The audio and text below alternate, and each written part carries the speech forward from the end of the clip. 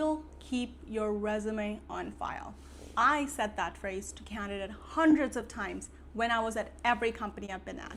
And I want to tell you exactly what was happening on my side every time I said it, because it is not what you think it is. I spent 15 years in recruiting and HR, including 4.5 years at Amazon, and across that time, I have been on both sides of this phrase. I have said it to candidates, and I've also received it after getting laid off myself. So I have a complete picture of what it means and what it doesn't, and I think being direct about it is the most useful thing I can do for you here.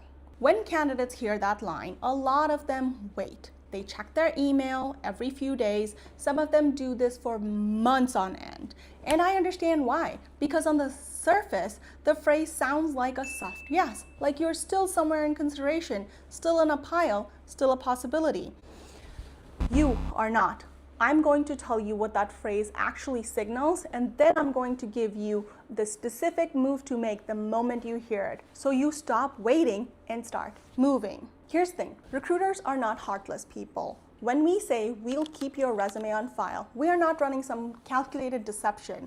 We are reaching for the closest phrase in our professional vocabulary that closes a conversation without having to say what we're actually thinking, which is, this process is over for you, and I don't have the bandwidth right now to walk you through why. We aren't saying it to be cruel. That is what happens when a recruiter is managing 100 open conversations at the same time under real-time pressure. The corporate script exists for a reason. Specific rejection reasons open the door to arguments, appeals, follow-up questions that take time a recruiter under a full workload does not have. So the phrase functions as a verbal off-ramp. You hear it, the call and the email ends, both parties move on. The problem is that one party, you, the candidate, sometimes doesn't realize that that's what just happened.